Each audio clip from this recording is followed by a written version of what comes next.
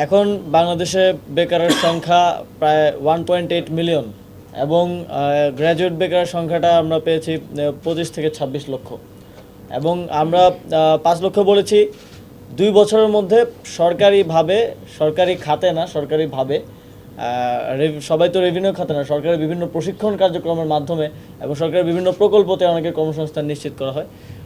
তো আমরা 5 লক্ষ 2 বছরের একটা লক্ষ্যমাত্রা নির্ধারণ করেছি, কিন্তু আমরা আশা করছি যে আমরা এর থেকে বেশি করতে পারবো এবং ভবিষ্যতে যাতে এই সংখ্যাটা আরও বৃদ্ধি করা যায় সেজন্য আমরা আরও কিছু ব্যবস্থা নেব। কিছু প্ল্যাটফর্ম আমরা যুব উন্নয়ন অধিদপ্তরে তৈরি করার পরিকল্পনা হাতে নিচ্ছি এবং এখানে খাতগুলো বলা হয়েছে যে রেভিনিউ খাতে 2468 জন হচ্ছে গত 100 দিনে কর্মসংস্থান সৃষ্টি হয়েছে এবং নন রেভিনিউ খাতে আমাদের বিভিন্ন ট্রেনিংয়ের মাধ্যমে যুব ক্রীড়া মন্ত্রণালয়ের যুব উন্নয়ন অধিদপ্তরের বিভিন্ন ট্রেনিংয়ের মাধ্যমে 59,296 জন কর্মসংস্থানে সাথে যুক্ত হয়েছে। আপনারা জানেন আমাদের ফ্রিল্যান্সার ট্রেনিং আছে, সেখান থেকে প্রশিক্ষণ নিয়ে ফ্রিল্যান্সাররা অর্থ উপার্জন করছেন।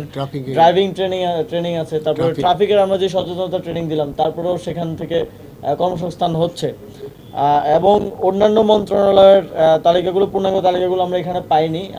এখানে প্রায় 6টা মন্ত্রণালয়ের তালিকা আছে। ট্রাফিকে ছেলে মেয়ে উভয় শিক্ষার্থীরাই আছে, তারা কাজ করছে এবং সেখানে আমাদের লক্ষ্যমাত্রা ছিল 700 জন। তার মধ্যে ইতিমধ্যেই কাজে যুক্ত হয়ে গেছে 214 জনের। খুবই দুঃখজনক যে আমাদের স্পোর্টসকে যেভাবে পলিটিসাইজ করা হয়েছে। বিসিবিতে তো কোনো ধারাবাহিকতার ব্রিজ হওয়ার কথা ছিল না। যদি স্পোর্টসে পলিটিসাইজ না করা হতো, বিসিবিতে পলিটিক্যাল লোকজন না থাকতো, তাহলে দেশে একটা পরিবর্তন হলেও বিসিবি তার মতোই থাকতে পারতো, ধারাবাহিকভাবে তার কার্যক্রম পরিচালনা করতে পারতো। কিন্তু আমি যখন দায়িত্ব নিলাম এসে বিসিবির কোনো ডিরেক্টরকে পাওয়া যাচ্ছিল না, তখন কারোর সাথে যে পরামর্শ করবো এমন একটা লোক পর্যন্ত ছিল না।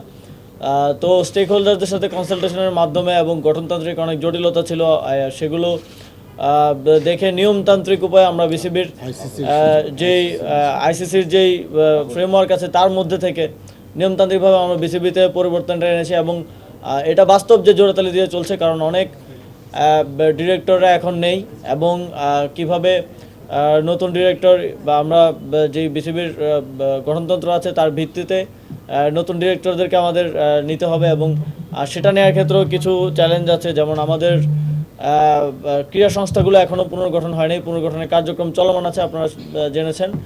সেগুলো পুনর্গঠন হলে তার মাধ্যমে নিয়মতান্ত্রিক উপায়েই আরও নতুন ডিরেক্টর ইনক্লুশন হবে। তারপরে বিসিবির ডিপার্টমেন্টগুলো ডিস্ট্রিবিউট করার ব্যাপার আছে এবং সেগুলো ডিস্ট্রিবিউট করার মাধ্যমে বিসিবির কার্যক্রমে আরও গতিশীলতা আসবে বলে আমি মনে করি।